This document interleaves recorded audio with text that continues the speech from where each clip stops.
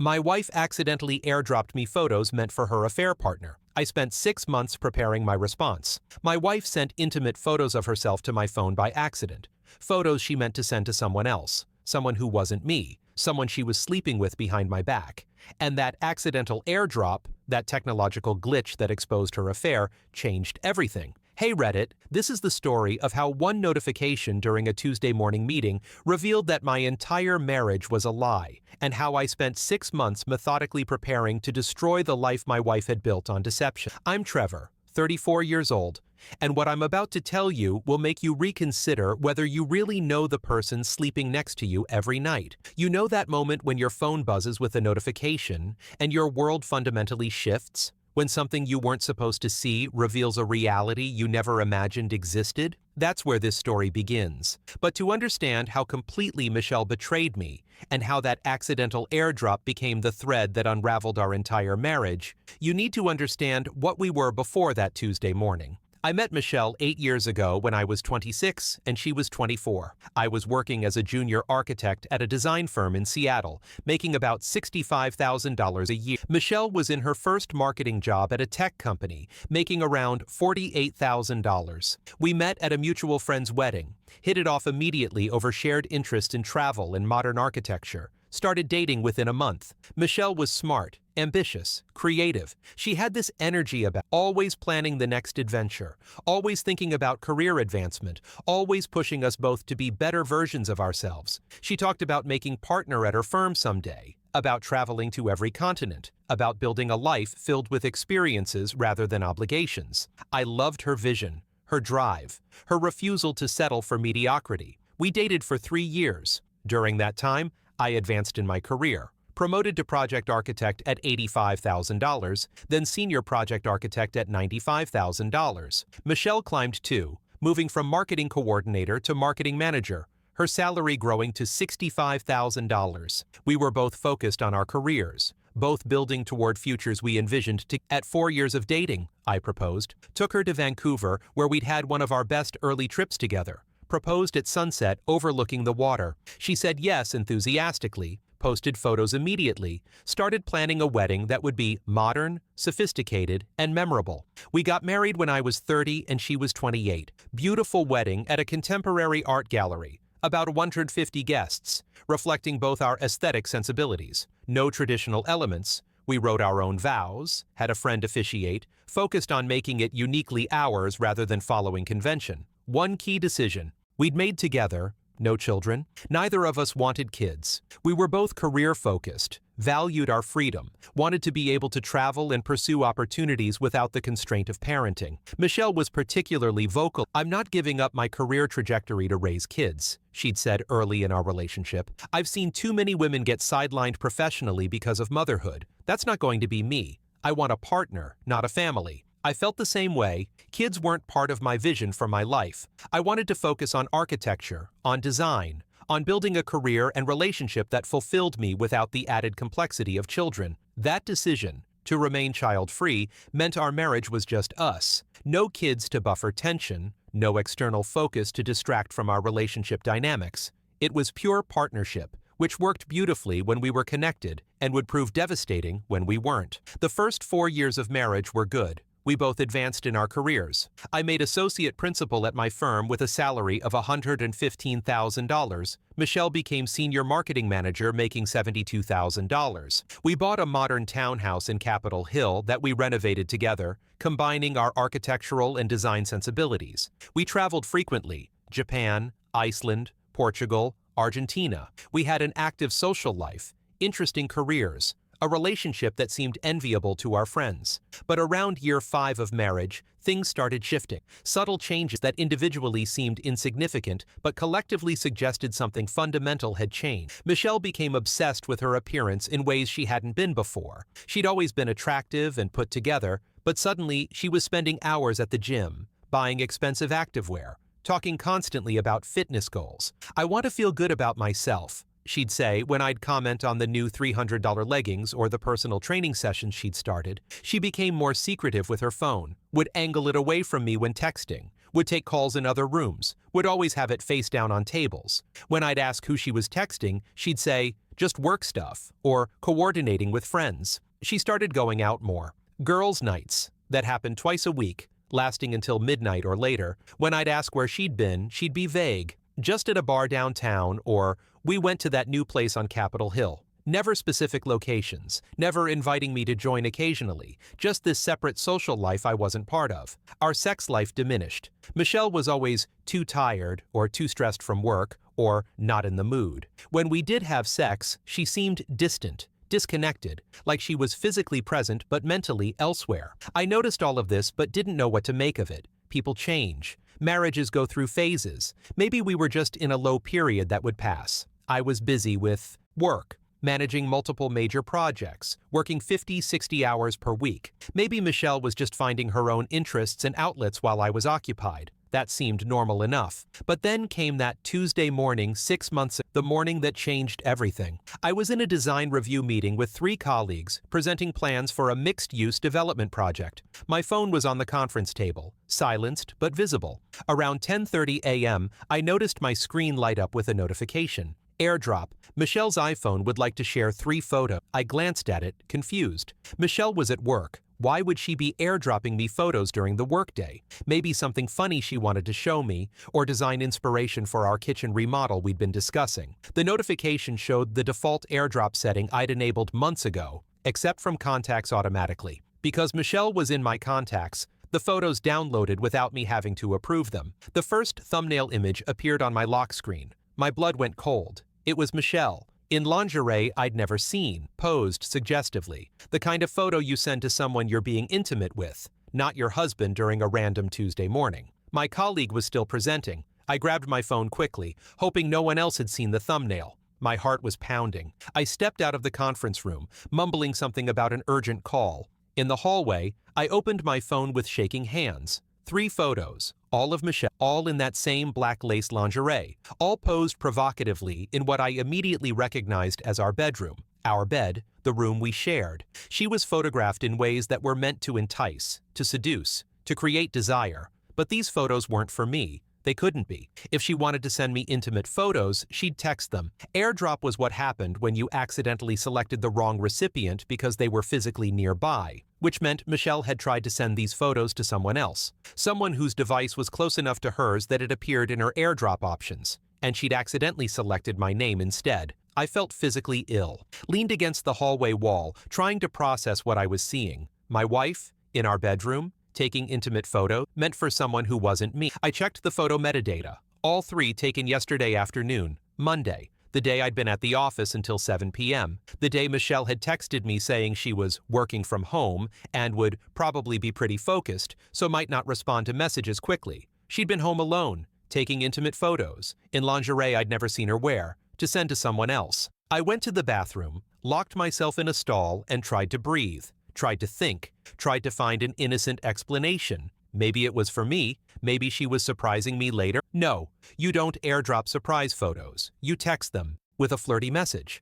And you don't accidentally airdrop to your husband photos meant for your husband. Maybe it was a joke? For a friend? No, these weren't joke photos. They were seductive, intimate, sexual. Maybe I was overreacting. Maybe there was a context I wasn't seeing. No, there was no innocent context for your wife taking intimate photos in your shared bedroom meant for someone who isn't you. I sat in that bathroom stall for 20 minutes, phone in my hands, staring at photos that proved my wife was having an affair. The evidence was undeniable. She'd accidentally sent me proof of her infidelity because technology had betrayed her the same way she'd betrayed me. Eventually, I composed myself enough to return to the meeting, mumbled an apology about a family emergency call, got through the rest of the presentation on autopilot while my mind raced through implications, questions, and devastation. Should I confront her immediately? Call her right now and demand an explanation? No, because she'd lie. She'd gaslight. She'd tell me I was seeing things that weren't there, that the photos were for me actually, that I was being paranoid and controlling. She'd manipulate the narrative before I had a chance to understand the full truth. I needed more information. I needed to understand what I was dealing with, how long this had been going on, who it was with, how deep the betrayal went. So I did nothing, said nothing, just saved those photos to a secure folder and went through the rest of my day like my entire world hadn't just shattered. That evening, I came home to Michelle cooking dinner like everything was normal. She smiled when I walked in, asked about my day, mentioned she'd had a productive work-from-home day without a trace of guilt or concern. "How was your day?" I asked, watching her face carefully. "Good. Got a lot done without the office distractions. How was your meeting?" "Fine. Presentation went well." I paused. "Did you send me anything today? I thought my phone buzzed with something from you, but I was in meetings." Her face didn't change. "No, I don't think so. Maybe it was a text that didn't go through. My service was spotty today." She lied, smoothly, casually, without hesitation, like lying to my face was just another part of her day. We ate dinner together. She talked about a project at work, about wanting to redecorate the living room, about plans to visit her parents next month. Normal conversation, normal evening, normal marriage, except it wasn't normal, because I now knew she was lying, knew she was conducting an affair, knew that the intimacy I thought we shared was actually something she was giving to someone else. After dinner, I excused myself to my home office. Got some project work to catch up on. "Okay, babe, I'm going to watch that show I've been binging." I closed the office door and started investigating. Opened our phone bill online, looked at Michelle's call and text logs from the past 3 months. One number appeared repeatedly, sometimes multiple times per day. Late-night calls, frequent texts, a pattern suggesting constant communication with someone. I tried calling the number from my phone. It went to a generic voicemail. "You've reached Derek. Leave a message. Derek." The name triggered a memory. Michelle had mentioned a Derek recently, a new colleague in her marketing department. She'd talked about him several times over the past few months. Derek had this great idea in the meeting. "Derek and I are working on this campaign together. Derek just gets my creative vision in ways others don't." I'd thought nothing of it. Colleagues collaborate. They share ideas. They work on projects together. That's normal. But now, seeing this phone number, seeing the frequency of contact, connecting it to the intimate photos, it wasn't normal at all. I opened Facebook, searched for Derek at Michelle's company, found him immediately. Derek Chen, 28 years old, marketing coordinator at her firm, young, attractive, single, according to his relationship status. His profile was public, showing photos from social events, dinners out, coffee shops, hike. I scrolled through his posts from the past few months, started noticing patterns. Derek at Pike Place Market on a Saturday. The same Saturday, Michelle said she was having brunch with girlfriends. Derek at a new restaurant in Ballard. The same restaurant Michelle had mentioned trying with friends a few weeks ago. Derek hiking at Rattlesnake Ledge, a hike Michelle did solo last month when I was traveling for work. The timeline was devastating. Michelle wasn't just having an affair, she was conducting an entire parallel relationship, going on dates with Derek while telling me she was with friends, spending time with him while claiming solo activities, building a connection with this younger colleague that was clearly more than professional. I kept digging, found Derek's Instagram, more photos, more locations I recognized from Michelle's stories, and comments. Dozens of comments from Michelle on his posts, heart emojis, inside jokes I didn't understand, flirty banter that crossed professional boundaries. And then I found a photo that made me physically ill at a concert, posted 3 weeks ago. The caption? "Amazing show with an amazing person." The photo showed him at a venue I recognized, the same venue Michelle said she'd gone to with her friend Sarah for a girls' night. I checked the metadata on the photos Michelle had accidentally airdropped, checked the bedroom background details, noticed something I hadn't seen initially, a watch on the nightstand, a men's watch, not mine. I'd been at the office when those photos were taken. She'd been home with him, in our bedroom, taking photos to send him later, using the space I thought was ours for her affair. The devastation hit in waves. This wasn't just sex. This wasn't just physical. Michelle had been building a whole relationship with Derek. She was emotionally involved. She was spending time with him that she claimed to be spending elsewhere. She was sharing parts of herself with him that she no longer shared with me. I thought back over the past few months with this new context. Every girls' night was probably with Derek. Every solo activity was probably with Derek. Every time she was on her phone smiling, probably texting Derek. Every time she was distant or distracted, probably thinking about Derek. The gym obsession? She was getting in shape for him. The new lingerie? For him. The late nights? With him. The secretive phone behavior? Hiding him from me. Everything I dismissed as normal life changes was actually evidence of her affair. She'd been conducting this relationship right in front of me, and I'd been too trusting, too busy, too naive to see it. I spent hours that night in my office, documenting everything. Screenshots of the phone logs showing the frequent contact. Screenshots of Derek's social media showing the overlapping timeline with Michelle's activities. The metadata from the intimate photos showing they were taken in our home. Everything organized into a folder I labeled with that day's date. Around midnight, Michelle knocked on the office door. "You coming to bed?" "Yeah, just finishing up. Be there soon." She went to bed. I stayed in my office, staring at the evidence of her betrayal, trying to decide what to do next. Part of me wanted to storm into the bedroom and confront her, demand answers, make her explain how she could do this to me, to our marriage, to everything we'd built together. But the rational part of my brain, the part that had made me successful as an architect through careful planning and strategic thinking, knew confrontation without preparation would be a mistake. Michelle would lie. She'd proven she could lie smoothly and convincingly. She'd deny everything, say the photos were innocent, claim Derek was just a friend, gaslight me into questioning my own perception of reality. And even if she admitted the affair, then what? Couples counseling? Trying to rebuild trust with someone who'd been systematically lying to me for months? Going through a messy, emotional divorce with no preparation or strategy? No. I needed to understand the full scope of her betrayal first. I needed evidence that was irrefutable. I needed to be prepared legally, financially, and emotionally for whatever came next. So I made a decision. I would investigate. I would document everything. I would build an airtight case showing exactly what Michelle had been doing.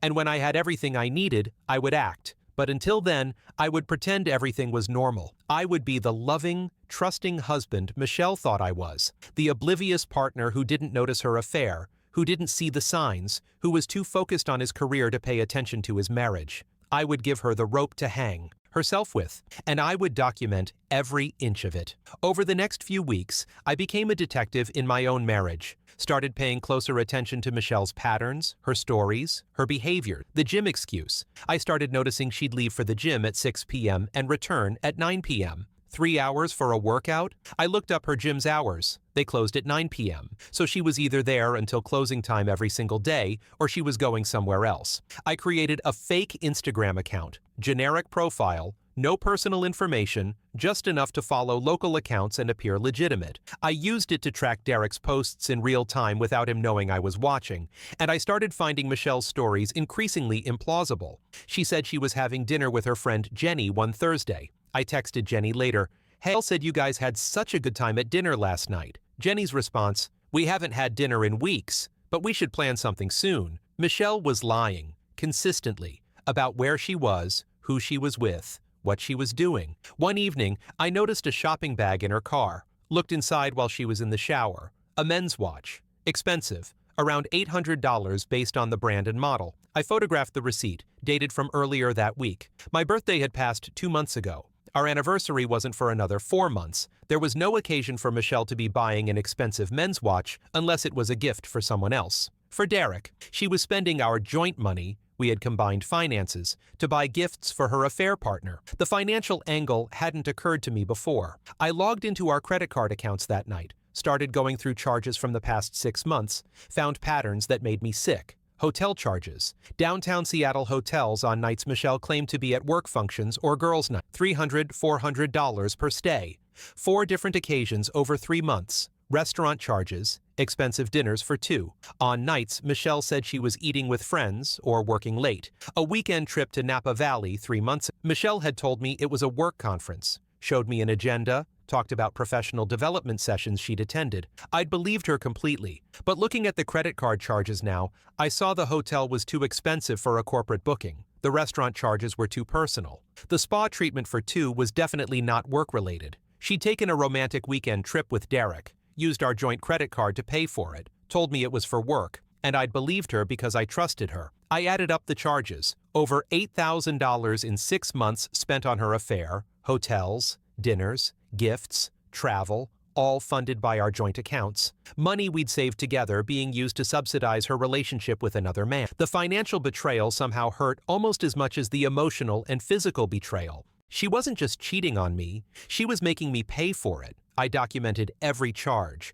created spreadsheets showing the patterns, noted the dates of hotel stays, and cross-referenced them with what Michelle had told me she was doing those nights. Every discrepancy was evidence. Every lie was documented. 2 months into my investigation, I still hadn't confronted Michelle. We were living this bizarre existence where she thought everything was normal and I knew everything was a lie. She'd come home from her gym sessions and I'd ask how her workout was. She'd describe her routine while I knew she'd actually been with Derek. She'd show me photos from girls' nights, and I'd recognize the restaurant from Derek's Instagram posts from the same evening. She'd talk about work projects with Derek, and I'd hear the familiarity, the inside jokes, the emotional connection she'd built with him. It was torture, but it was also necessary, because every day I waited, I gathered more evidence, and every piece of evidence made my eventual case stronger. I consulted a divorce attorney, didn't tell Michelle, just scheduled a consultation, brought all my documentation, laid out the situation. The attorney, a woman named Patricia Wang,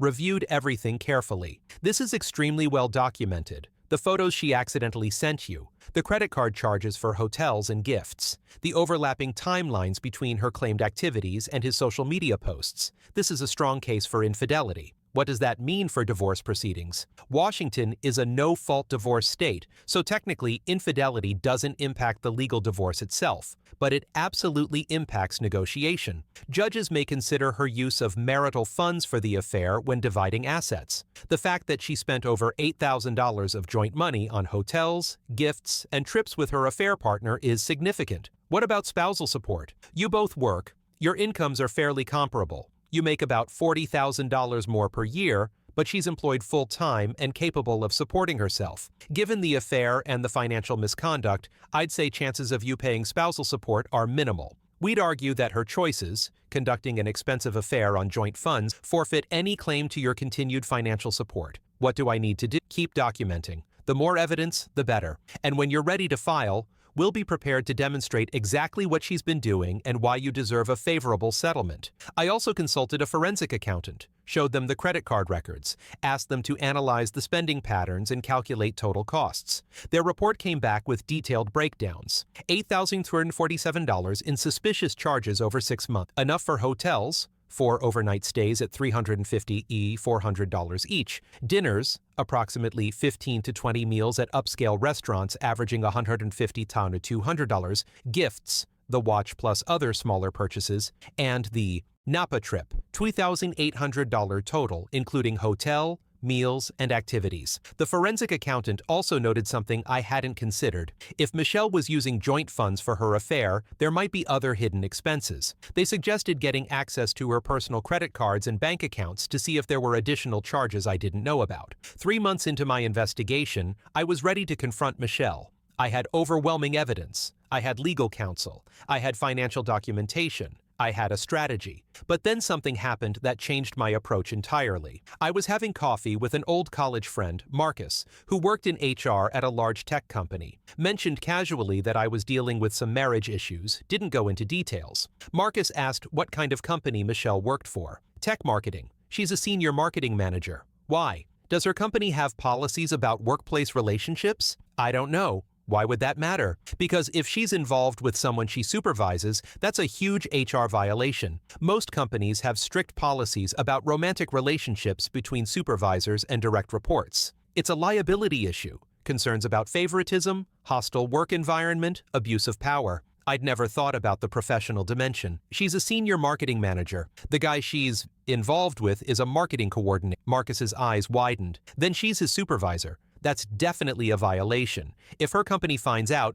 she could be demoted, reassigned, or even terminated depending on their policies. A new strategy began forming. I wasn't just dealing with a personal betrayal. I was dealing with professional misconduct that could have career consequences for Michelle. That evening, I casually asked Michelle about her company's HR policies. Random question. Does your company have rules about employees dating each other? She looked up from her phone, slightly guarded. Why? Just curious. 2 people in my office started dating, and there was this whole HR process they had to go through. Wondered if your company was similar. She relaxed slightly. Oh, yeah, we have policies. You're supposed to disclose relationships, and they'll reassign people if there's a reporting structure issue. Why? No reason. Just thinking about workplace dynamics. So Michelle knew her company had policies about workplace relationships, which meant she knew what she was doing with Derek was not just a personal betrayal, but a professional violation. And she was doing it anyway. That night, I made a decision about my strategy. I wasn't just going to divorce Michelle and move on. I was going to make sure she faced consequences, personal, financial, and professional, for what she'd done. I would continue gathering evidence for another 3 months. I would build an absolutely airtight case. And then I would execute a plan that would expose everything Michelle had been hiding. She thought she was carefully managing 2 lives. Devoted wife at home, exciting affair partner at work. She thought she was clever enough to keep both worlds separate, to maintain the lie indefinitely. She was wrong. And that airdrop notification, that one accidental click that sent intimate photos to my phone instead of Derek's, had started a countdown she didn't even know was happening. A countdown to the day when everything she'd built on lies would come crashing down. 3 more months. That's how long I gave myself to build the most comprehensive case possible before executing my plan. 3 months of living with a wife who thought she was successfully deceiving me while I documented every lie, every secret meeting, every dollar she spent on her affair partner. Those 3 months were the hardest of my life, not because I was discovering new betrayals. I'd already accepted that Michelle was having an affair, but because I had to maintain the facade of normalcy while knowing our marriage was already over. I had to kiss her goodbye in the mornings, have dinner conversations about our days,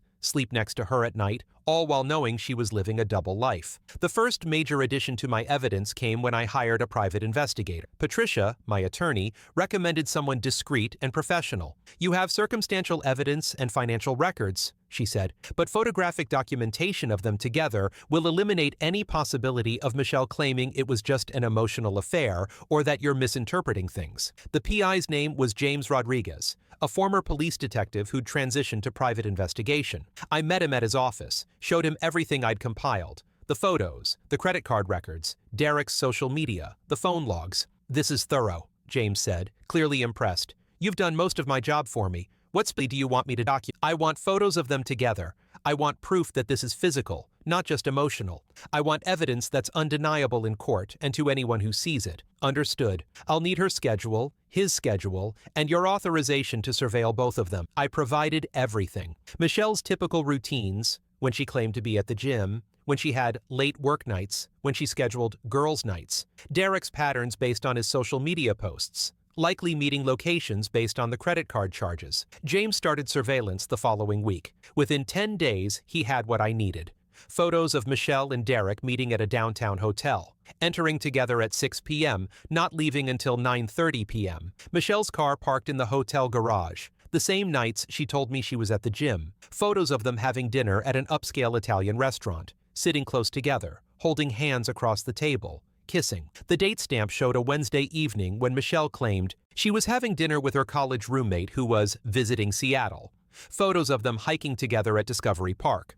Michelle's arm around Derek's waist, his around her shoulders. The same Saturday, she told me she needed alone time to decompress and was going to do a solo hike. Most damning, photos from a weekend trip to Vancouver that Michelle hadn't told me about at all. She'd claimed she was going to Portland for a work conference. I found the charges on our credit card, $2,200 for a boutique hotel in Vancouver's Gastown district. James had tracked them there, documented them checking in together Friday evening, photographed them at dinner that night and brunch the next morning, captured them walking through the city holding hands like any couple in love. My wife had taken a romantic weekend getaway with her affair partner, charged it to our joint credit card, and lied to my face about where she was going. The Portland work conference was complete fiction. I checked her company's website, and there was no conference that weekend. James compiled everything into a comprehensive report with timestamps, locations, and high-resolution photographs. The evidence was irrefutable. Michelle couldn't claim this was just a friendship. She couldn't say I was misinterpreting innocent interactions. The photos showed exactly what she was doing. "I have one more piece of information you might want," James said when delivering the report. "I did some background research on Derek Chen. Thought you'd want to know who you're dealing with. What did you find? He's 28, single, lives in a studio apartment in Fremont, no previous marriages, no kids, and according to a friend of his I spoke with, posing as a networking contact, Derek thinks your wife is divorced." I stared at James. "What?" "Your wife told him she's divorced. Separated last year, divorce finalized 6 months ago, lives alone now. Derek has no idea Michelle is still married to you. He thinks he's dating a single woman." The revelation hit me like a physical blow. Michelle hadn't just lied to me. She'd lied to Derek, too. She'd constructed an entirely false reality where she was available, single, free to pursue a relationship with him. Derek was complicit in the affair, yes, but he was also being deceived. He thought he was dating someone who was honestly pursuing him, not someone who was married and lying about it. This information changed my strategy again. I wasn't just exposing Michelle's affair to hurt her. I was also revealing her deception to Derek, who deserved to know he'd been lied to as well. Over the next month, I finalized my plan. It was elaborate, risky, and would require perfect timing. But if I executed it correctly, it would expose Michelle's affair to everyone who mattered. Me, Derek, their employer, our friends and family, all at once, leaving no room for her to control the narrative or manipulate the truth. The plan centered on a dinner. I would invite Michelle to meet me at a nice restaurant downtown, tell her I wanted to reconnect and work on our marriage since I'd been feeling distant lately. She'd agree because she'd been noticing my emotional withdrawal and would want to smooth things over to maintain her double life. But I would also invite Derek to the same restaurant, same time. I'd send him a message from an anonymous email account pretending to be a mutual friend of his and Michelle's,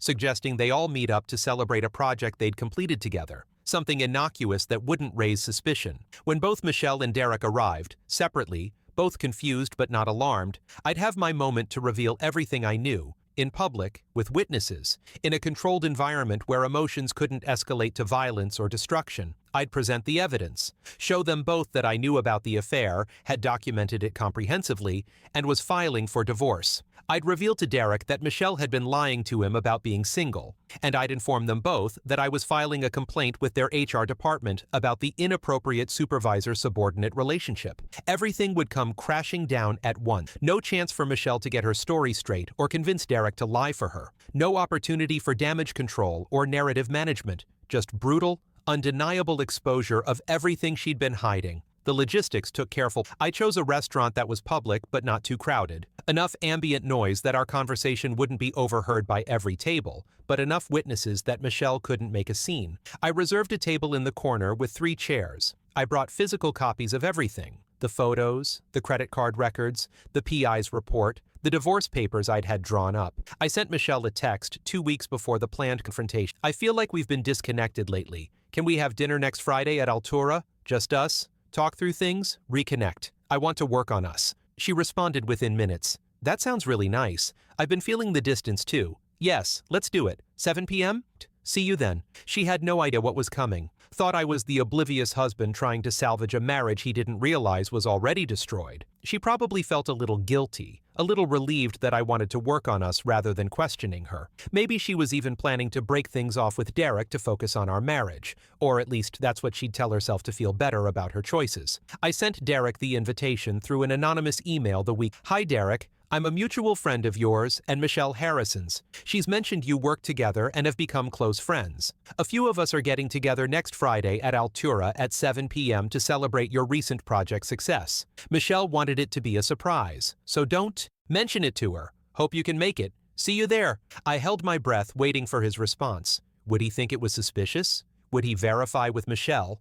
He responded the next day. Thanks for the invite. That's really thoughtful. I'll be there. Should I bring anything? Perfect. He'd bought it completely. Friday arrived. I'd taken the day off work, telling my boss I had personal matters to attend to. Spent the morning organizing all my documentation one final time. Made copies of everything. One set for Michelle, one for Derek, one for their HR department, one for my attorney, one for my records. Around noon, I called my brother Ryan and told him what was happening. Tonight's the night. I'm confronting Michelle and her affair partner at dinner, showing them all the evidence, filing for divorce. Jesus, Trevor, are you sure about this? That's pretty public. I'm sure. She's been lying to me for 6 months, spending our money on hotels and gifts for him. I'm done protecting her from consequences. You need backup? Want me there? No, but keep your phone on. If things go badly, I might need to call you. I'll be ready. Good doing the right thing. I arrived at Altura at 6:45 p.m., early, so I could be seated and composed when they arrived. The host showed me to the corner table I'd reserved.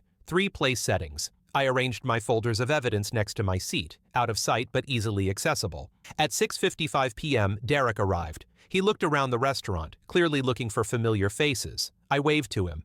He came over, confused but smiling politely. Hi, I'm Derek. Are you one of Michelle's friends? I'm Trevor, Michelle's husband. Please, sit down. His face went white. Her husband? But Michelle's divorced. She told me she got divorced last year. Michelle is not divorced. We're currently married. Have been for 7 years. Please, sit. We need to talk. Derek sat slowly, looking like he might bolt at any moment. I don't understand. She said, I know what she said. She lied to you. Please stay. You deserve to know the truth. At 7:02 p.m., Michelle arrived. She walked toward our table, smiling, then stopped dead when she saw Derek sitting with me. Her face went through a rapid succession of expressions: confusion, recognition, panic. She looked at me, at Derek, back at me, opened her mouth to speak, but no words came out. Michelle, please sit down. We need to talk. She didn't move, just stood there, frozen, clearly trying to figure out what was happening and how much I knew. Sit down. My voice was calm but firm. She sat, looked at Derek, who was staring at her with an expression of betrayal and confusion, looked at me, trying to read how much trouble she was in. I pulled out the first folder, opened it to show the photos Michelle had accidentally airdropped to me 6 months ago, placed them on the table where both Michelle and Derek could see them. 6 months ago, you accidentally sent me these photos. You meant to send them to Derek, I assume, but because your airdrop settings included your contacts and I was closer to you than you realized, they came to my phone instead. Michelle's hands flew to her mouth. Trevor, don't try to explain. Just listen. I pulled out the next folder. Credit card statements with highlighted charges. Over the past 6 months, you've spent $8,347 of our joint money on your affair. Hotels, dinners, gifts, including a weekend trip to Vancouver that you told me was a work conference in Portland, and a weekend trip to Napa you claimed was professional development, all charged to our accounts, all while lying to me about where you were and what you were doing. Michelle was crying now. Derek was staring at the statements, clearly shocked at the extent of what he was seeing. I turned to Derek. She told you she was divorced, right? That she'd been separated last year and the divorce was finalized? Derek nodded slowly. That's what she told me. I never would have. If I'd known she was married, I wouldn't have. I believe you, because I've had a private investigator following you both for the past 2 months.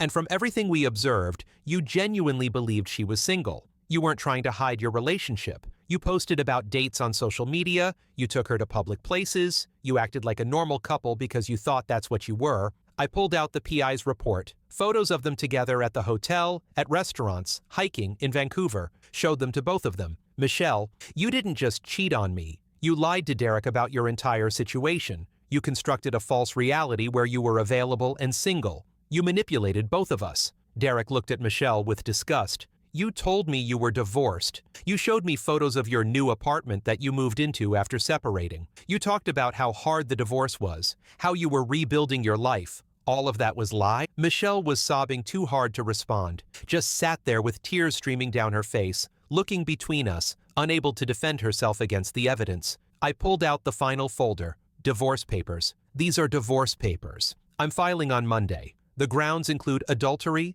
and betrayal of trust. My attorney believes I'll get a very favorable settlement given your use of marital funds for your affair and your systematic deception. I slid a copy across to Michelle. She didn't pick it up, just stared at it like it might attack her. Then I pulled out one more document. This is a complaint I'm filing with your HR department on Monday. You're a senior marketing manager. Derek is a marketing coordinator. That makes him your subordinate. Your company has explicit policies against romantic relationships between supervisors and direct reports. By engaging in this affair, you violated company policy in addition to violating our marriage. Michelle's head snapped up. You can't. My career, that will ruin everything. You ruined everything when you decided to have an affair with your subordinate and spend our money on hotels and trips. This is just consequences. Derek stood up abruptly. I need to leave. I didn't know any of this. Michelle, I thought you were divorced. I thought this was real, but you lied about everything. Your marriage, your situation, probably your feelings too. He left, walked out of the restaurant without looking back. Michelle watched him go, crying harder. I stood up too. I'll be staying with my brother until the divorce is finalized. My attorney will be in contact with you next week. Don't try to contact me except through legal counsel. We're done. I left her sitting at the table, surrounded by evidence of her betrayal, crying into her hands, completely alone. It was the hardest thing I'd ever done, but it was also the most necessary. The next week was chaos. I moved into Ryan's guest room temporarily, filed the divorce papers, submitted the HR complaint with full documentation of Michelle and Derek's relationship, including the PI's photos and evidence that Michelle had been using company time and resources to conduct the affair. Michelle tried calling me dozens of times. I didn't answer. She sent long text messages apologizing, explaining, begging for a chance to talk. I didn't respond. Everything would go through my attorney. Derek contacted me once. A brief email. I'm sorry for my role in this. I genuinely didn't know she was married. If I had known, I never would have been involved with her. I've ended all contact with her and I'm looking for a new job. I hope you can move forward from this.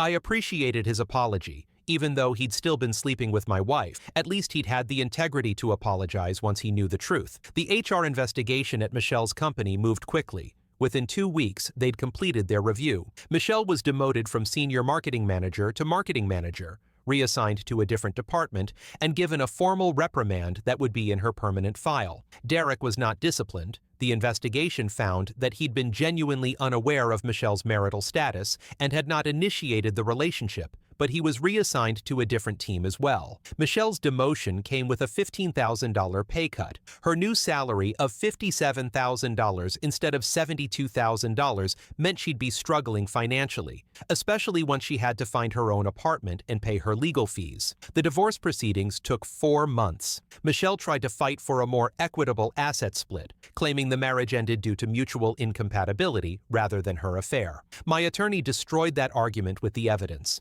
Your client spent over $8,000 of marital funds on her affair. She systematically deceived my client while conducting a relationship with a subordinate employee, violating both personal and professional ethics. She has no grounds to claim mutual incompatibility or request favorable asset division. The judge agreed. The settlement heavily favored me. I kept our townhouse.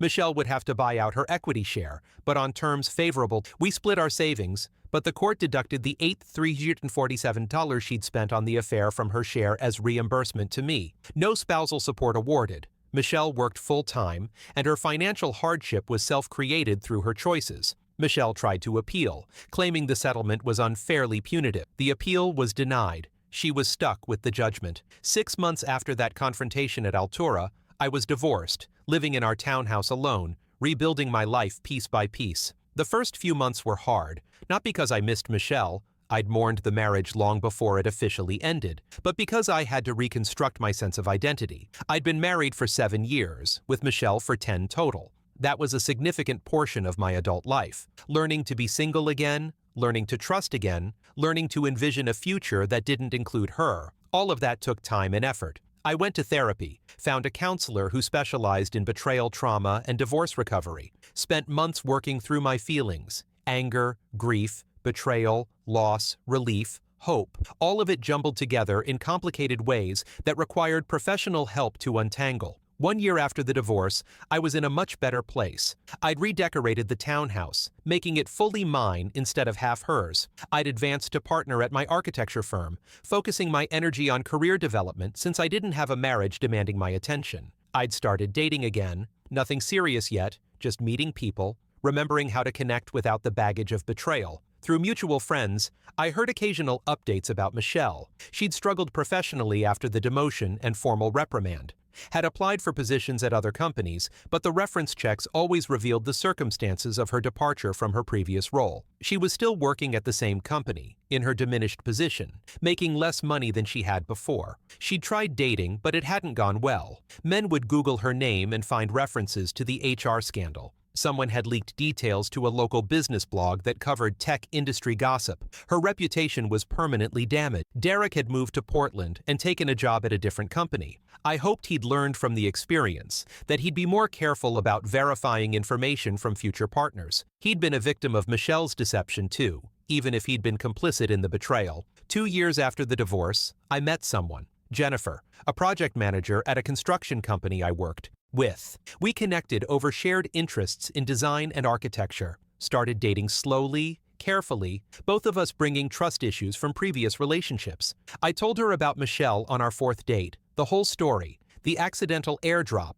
the investigation, the confrontation, the divorce. Her response, "Thank you for being honest. I can see why trust is hard for you now, but I appreciate that you're still willing to try." 3 years after the divorce, Jennifer and I got engaged. I proposed on a hiking trip to the North Cascades. No elaborate planning, just a spontaneous decision on a beautiful mountaintop. She said yes. We got married in a small ceremony with close friends and family. No drama, no betrayal, just 2 people who'd learned hard lessons from past relationships and were committed to building something honest together. I'm 38 now. Michelle is 36. We haven't spoken since the divorce was finalized. Sometimes I wonder if she regrets what she did, if she understands the magnitude of what she threw away for a 6-month affair with a younger colleague. But mostly, I don't think about her at all. She's a chapter of my life that's closed, a painful lesson about trust, betrayal, and the importance of preparing before confronting devastating. That accidental airdrop, those 3 intimate photos meant for her affair partner that ended up on my phone,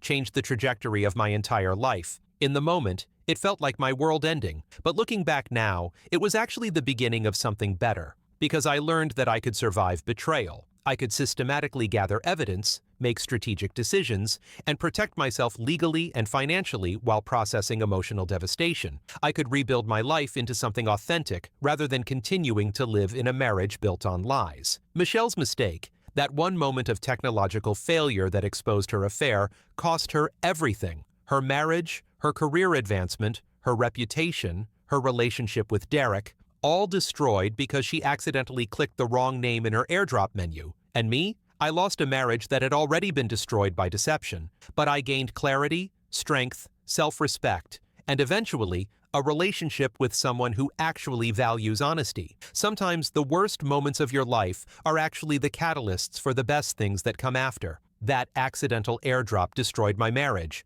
but it also saved me from wasting more years with someone who didn't respect me enough to be faithful. And for that, in a strange way, I'm actually grateful.